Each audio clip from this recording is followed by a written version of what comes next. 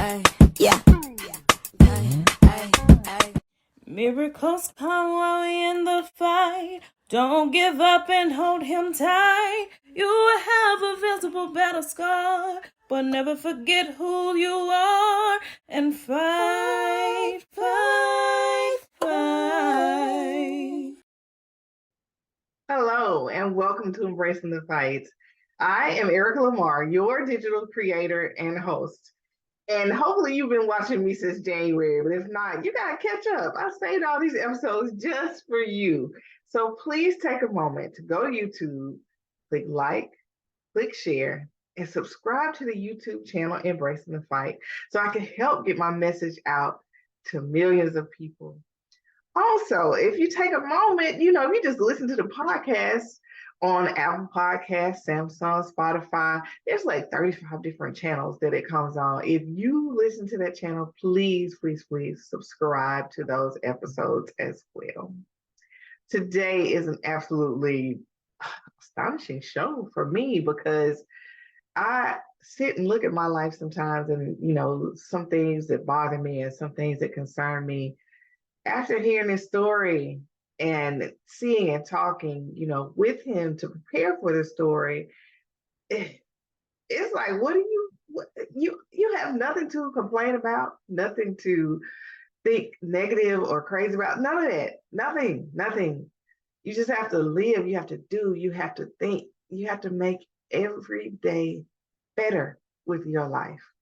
And that's exactly what my guest is doing. This is episode 49, The Power of Forgiveness. Hello, everyone. We're going to jump back into Embracing the Fight. And if you notice, I have a special guest on screen. And I'm going to allow him to introduce himself. But this is episode 49, The Power of Forgiveness. He's going to tell you who he is and why The Power of Forgiveness is the title of this episode. What's going on, everybody out there in podcast land? This is Fletcher Cleaves, aka the Wheelchair Nomad, aka your mom's favorite Q. So I'm glad to be here today. And today's, as you mentioned in today's episode, is entitled "The Power of Forgiveness." And what that means to me is to introduce myself a little bit. Born and raised in Memphis, Tennessee, I went through a traumatic incident. Well, I had to learn to forgive someone that caused this traumatic incident. I think we're gonna jump into it a little more in the upcoming seconds. But I had to learn how to forgive this person and learn how to let God guide me to the path of forgiveness. So this is a perfect title for this episode. Okay. And, we were chatting a second ago. I was telling you, how I was feeling down and I was asking God, to show me miracles. And I was telling you about, the previous episode, episode 46, Do You Believe in Miracles? And I was telling you about the young lady, but then I was telling you how much your story, has truly inspired me. Mm-hmm. Because when I see people, getting angry about the slightest things, the things that, don't even matter. And here don't even matter. Able to forgive someone for changing the trajectory of your life. So it was a normal day that you were having, and then your life changed in a matter of seconds. Can you tell us, about what happened? Where were you? What was going on? And just give me the whole story. Help me understand. Absolutely. So I was blessed enough to be a gifted athlete. So I received a football scholarship in college. So I was normal routine, woke up, 5 a.m. receiver meeting, study hall, class, weight training, got practice from 3 to 6. And after practice, it was the first NFL game of the season, the Hall of Fame game. My roommate and I text each other after, during our second study hall session and was like, hey, you want to go watch the game at Buffalo Wild Wings? And it was like, cool. So we, get in the shower after practice, get our cologne on, get ready to hit Buffalo Wild Wings. And we get there and it's super packed because it's the first NFL game of the season. So it was like, hey man, let's just go and get the wings to go and eat them in the dorm, in the lobby, and kick it or whatever. It was like, cool. We get the wings to go. I put the wings in the back seat, put my seatbelt on, same routine I've done 100 times. As on the way back to the dorm, my roommate and I are just talking, shooting the breeze, and this lady, she's not really paying attention. She drifted. I was supposed to say swifted. She drifted over into oncoming traffic I swerved to miss her, and I swerved out of control. I hit a guardrail and flipped into a ditch. And when we hit the guardrail and flipped into the ditch, the car was tumbling and ended up caving the roof in. And when that happened, it broke my neck in 2 places. And I was knocked unconscious and paralyzed immediately, and that it changed my life forever. Oh, wow. And how did it impact the person that was with you? Yeah, Dave, my roommate, so he was partially ejected from the vehicle as the car was tumbling. The car actually landed on top of his arm. So with the adrenaline, he's just trying to get himself free. He pulled his arm out, but unfortunately, when he pulled his arm out, he ended up causing more damage, and he kind of basically ripped his arm apart. So luckily enough, though, he had 4 major surgeries on his arm, and they were able to reconstruct it, and he's fine now.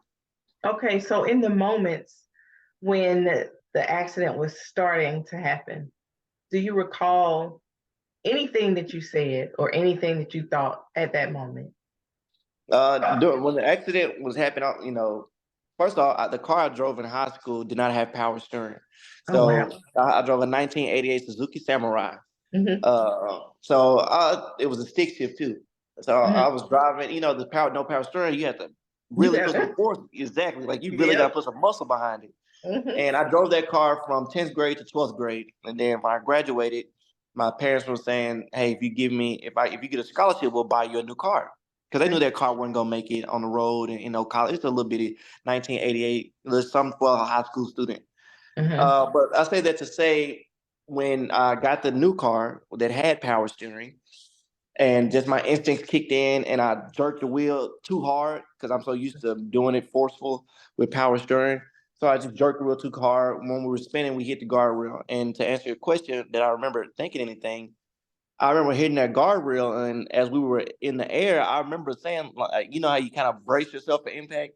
I was like, are we floating? Because we ain't hit nothing yet. Then it was doo-doo-doo-doo-doo-doo-doo-doo-doo. And then I was knocked unconscious, and that's when my roommate was calling my name. I was laying on my right side, and he was like, Flex, Flex. And I tried to turn over, and I was trapped, and I started tasting leaves and mud. And the first thought I remember thinking is, my daddy gonna kill me. I just got this car.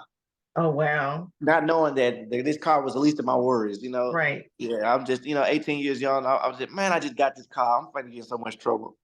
That's the first thing I thought. Oh, wow. But then I realized I was trapped and I couldn't move, and then that's when panic started to set in. All right. And then once that panic started to set in, were you thinking like, oh goodness, I can't move, I'm paralyzed, or I'm dying, or because you were what? How did you say you were? You were almost 18. You were 18 No, I was years 18. old. Yeah, Wow.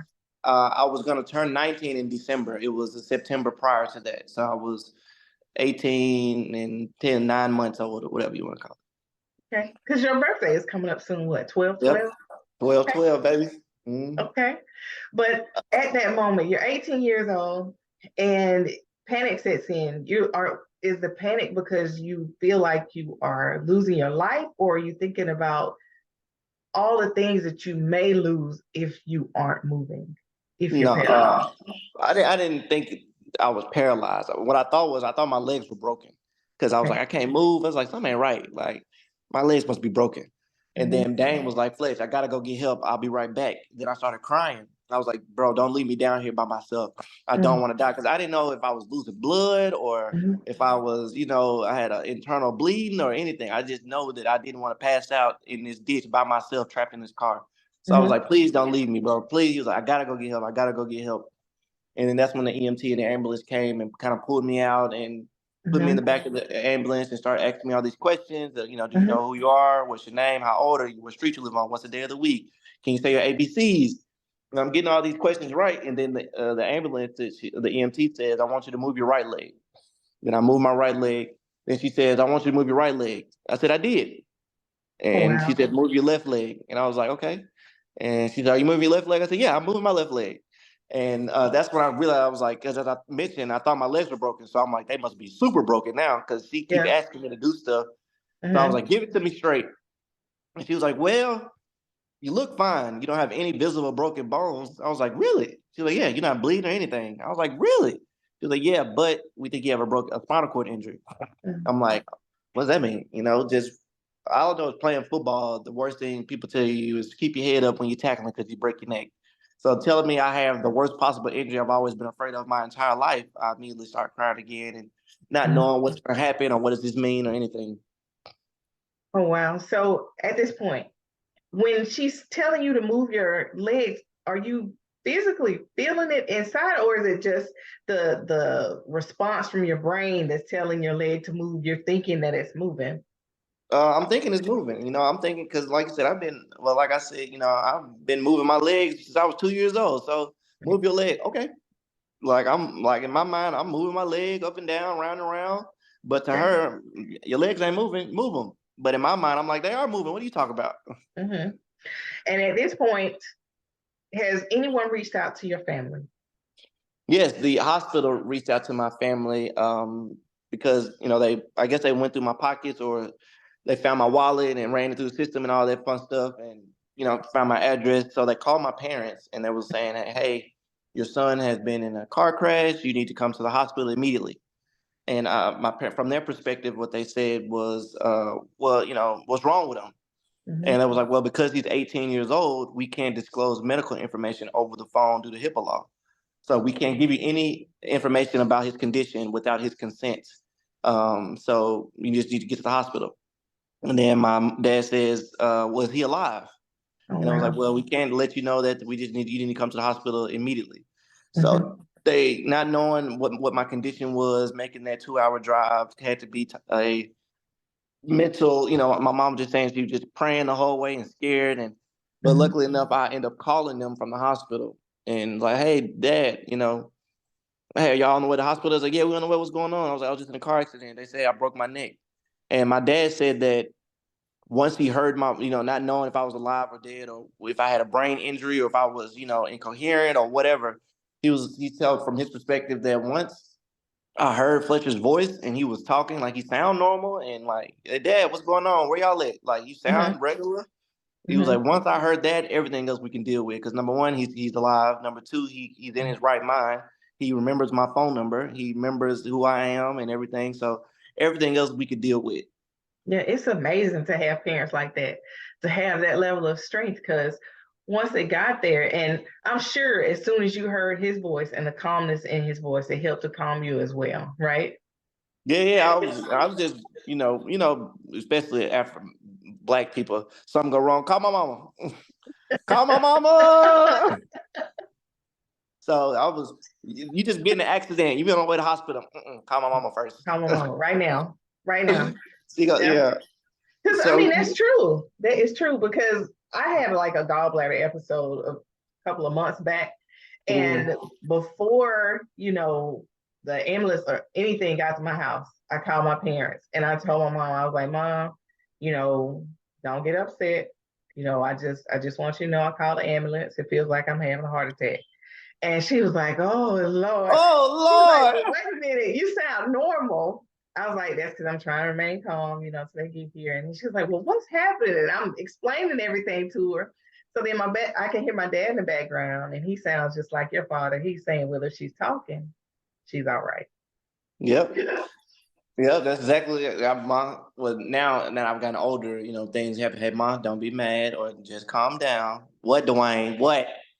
I fell out my chair and I just want you to know, or whatever, anything. She was like, oh, Lord, but just try to keep them calm. So, okay, let's step back a little bit.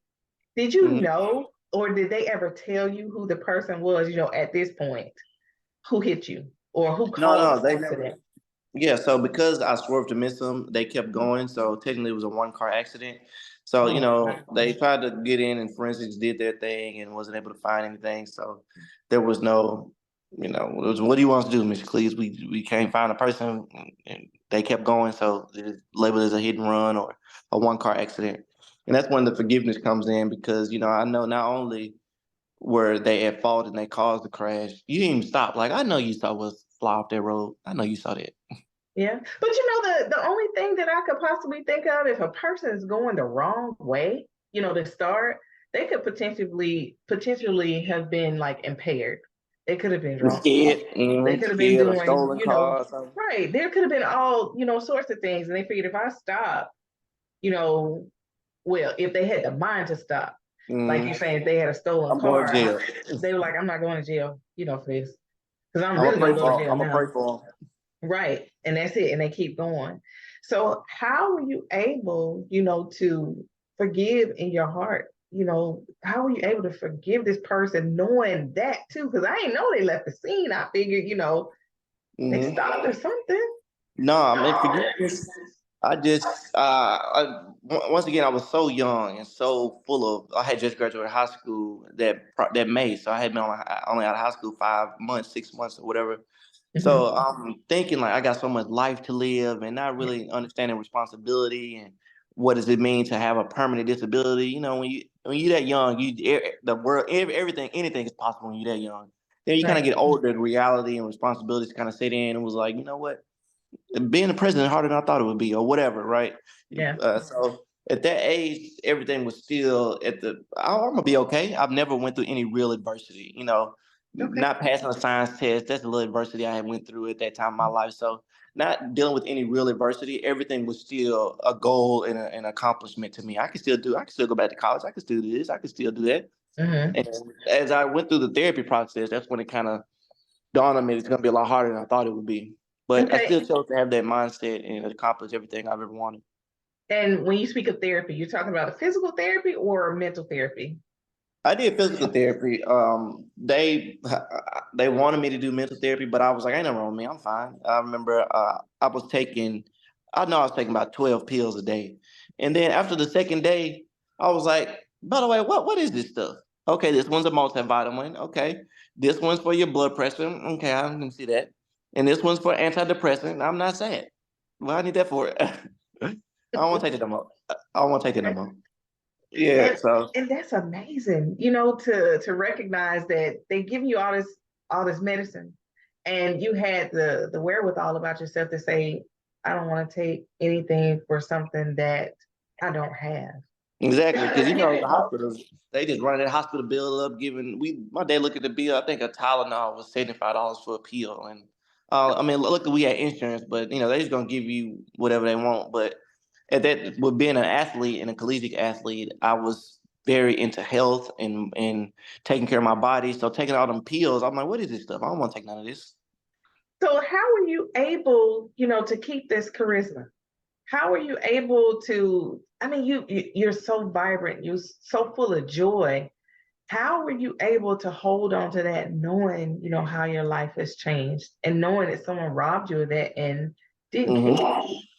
So I just always thought like, hey, you number one, you made it, so you still got an opportunity to do everything you ever wanted to do. You might just have to do it a little differently. And Hmm. number two, you still you're in your right mind, so you can still think for yourself. You can still make your own decisions, even though you might have not have the physical capability. You still got the mental aspect. So that was the second blessing. And number three, you got two strong parents behind you. So with that being said, they made sure I had everything to succeed in life. They made sure throughout the years that I had everything from bright education to equipment for sports, or everything for tutors for homework or speed reading classes. And as I got older throughout the process, they still, sacrificed so much for me. Even though our son has disability, we still gonna make sure he gets the best therapy. We still gonna make sure he gets everything he needs so our son doesn't feel inadequate. And because they sacrificed so much, I feel like I can not only give up on for me, but I can't give up for them. That is amazing. So let's go back, in history a little bit. Hmm. So your parents have arrived, to the hospital, and the Hmm. doctor comes in and they ask, "What's your diagnosis?" What exactly did they tell you? Um, they told me, well, after this first surgery, they came and showed the x-rays, like, yeah, you are paralyzed from the chest down. You won't be able to do X, you won't be able to do Y, you won't be able to do Z. He started Hmm. going on this list of things I won't be able to do. And my mind immediately reverted back to football with being a smaller athlete. People Hmm. told me I wouldn't play in high school. I wouldn't start in varsity. I wouldn't get a Hmm. scholarship. I wouldn't play as a true freshman in college. All these Hmm. no's that had fueled my fire throughout the years was exactly what was fueling my fire to this with this doctor and this new diagnostic of being paralyzed. Hmm. So then I adopted the saying. I was thinking outside the box, and I was doing some reading and I came across a saying that said, "Don't tell me the sky's the limit when there's footprints on the moon." So Okay. basically, what that means is that there are no limitations to what you can achieve. There are no limitations to what you can accomplish. All the limitations are the ones you impose on yourself. So I wanted to not let anyone else be the author of my story. Okay. And that is amazing. So you went in with that thought in your heart and in your mind with physical therapy. Tell me how Yeah. difficult your physical therapy was, or did you not look at it as being difficult, or is okay, this is something I have to do. These are the steps I must take. How did you view physical therapy? I'm once again at 18, 19 years old, I was very competitive and I was very goal oriented. Mhm. So my parents told the therapist, if you want Fletcher to do something, just bet him he can't do it. Bet him something, Okay. anything. Just Mhm. tell him, I bet you can't. I bet you 12 donuts you can't, whatever.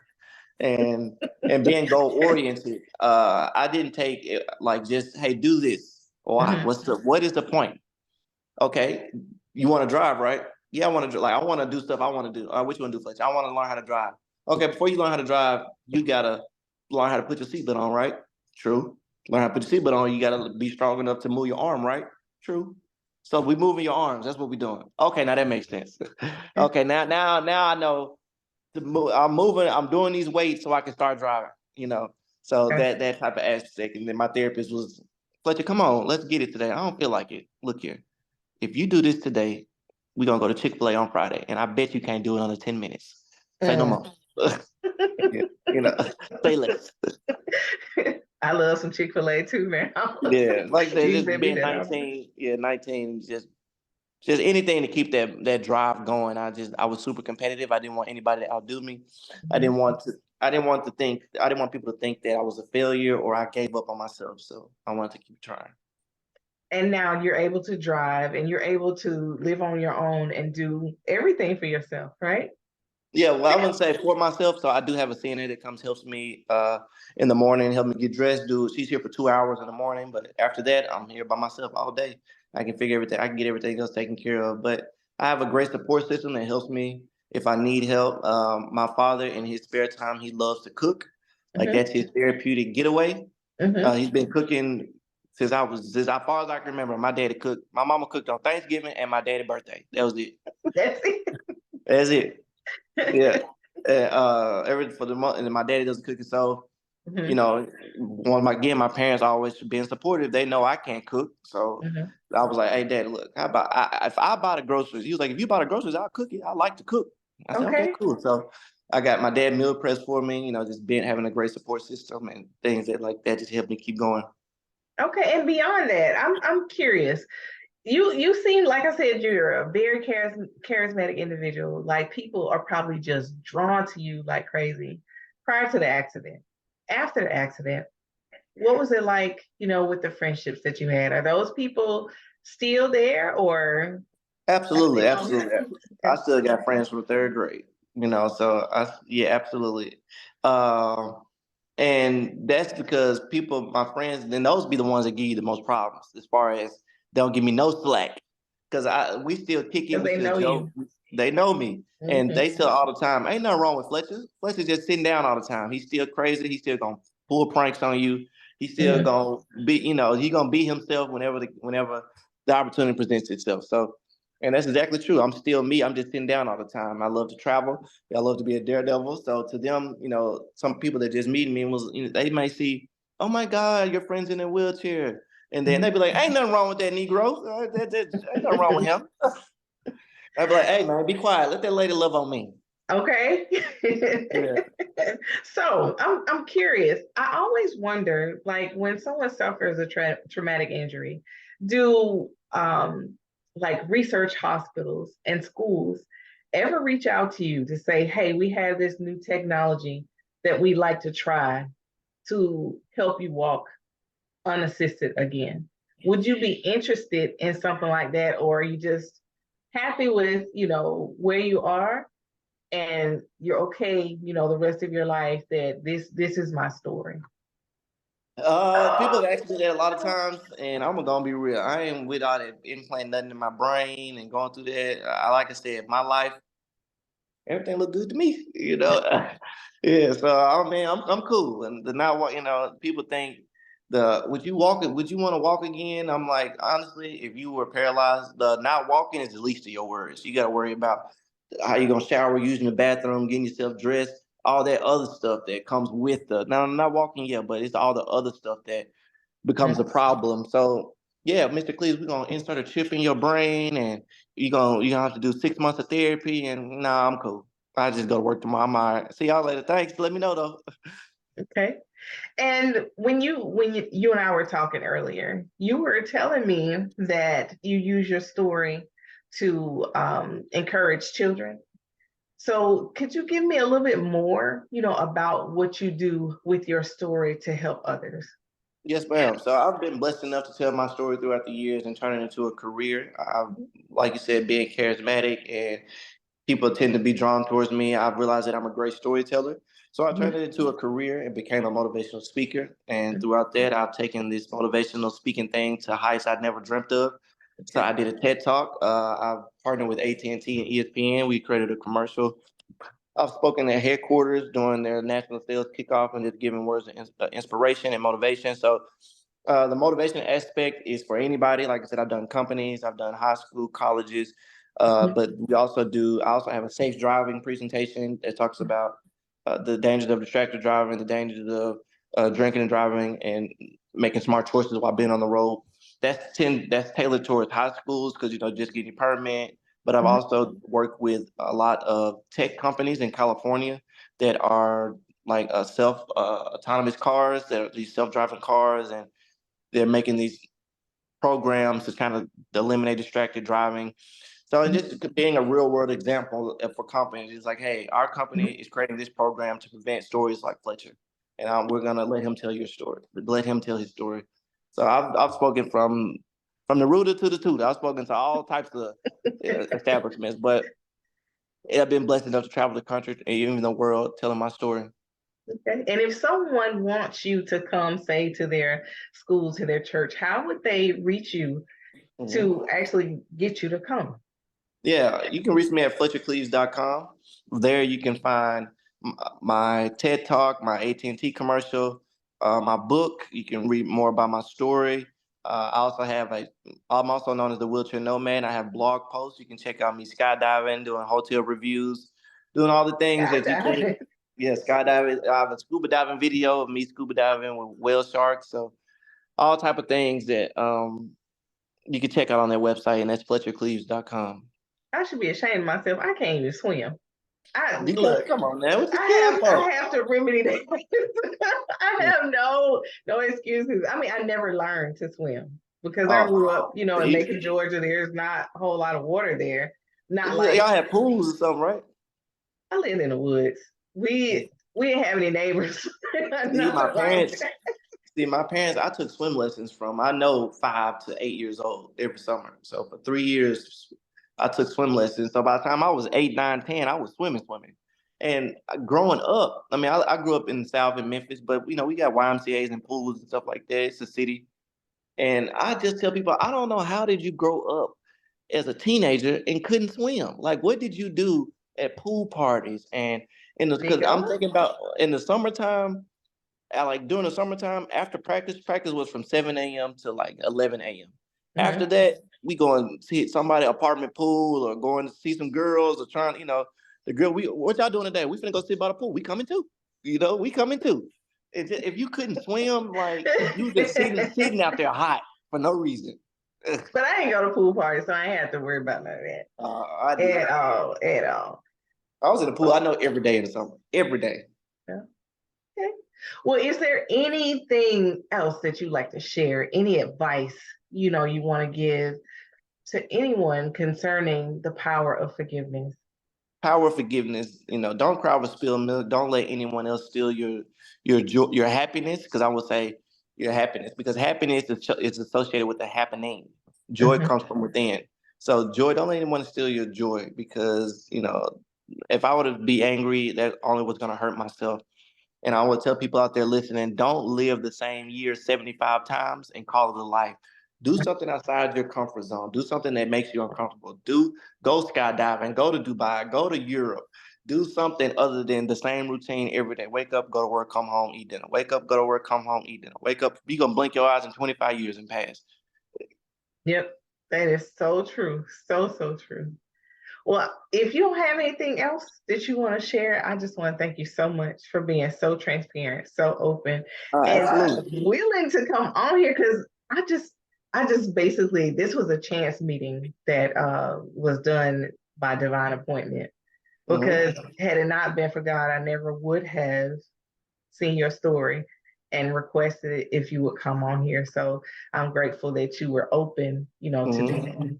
Absolutely. Yeah, I tend to people see my website or they see, the commercial or the TED talk and they, this dude ain't gonna respond to me. And I get so many messages is like, hey, I know you're probably busy, but if you find time, I'm a new podcaster Mhm. and I would love for you to come on. And I respond and say, yeah, absolutely. They'd be, wow, is it?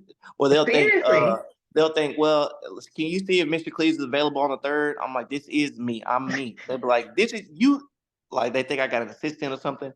But of course, I just ask everybody out there listening that, with my nonprofit and everything, we still are trying to collect donations. So if you find it in your heart to donate $10, $20, whatever the case may be, please go to my website and you can donate on there, or you can Cash App Fletcher Cleaves, PayPal Fletcher Cleaves, or Venmo Fletcher Cleaves. I'll make sure I put that, in the show notes to make sure everyone gets that. And like I said, I truly appreciate you coming on today. No, thank you for having me. I appreciate you. Thank you for joining us on this episode 49, The Power of Forgiveness, of Embracing the Fight. I bet you're sitting there thinking, man, I shouldn't be angry at that person for cutting me off, to get in a grocery line, or someone changing lanes unexpectedly on me, because I still have the full activity of my limbs and I can do all the stuff that I need to do. I need to learn, truly how to forgive. And in this episode, Fletcher shows us exactly, how to do that and how he continues to do that and how he is able to go and teach people how to do this with his story. I am so grateful that he took the time out to come on Embracing the Fight and share his testimony. Are you next? Would you like to be on Embracing the Fight? If so, send me an email to operations@diversitydesign.com so we can have a conversation and maybe your story can change lives as well. Thank you again for joining Embracing the Fight. You all have an absolutely amazing day.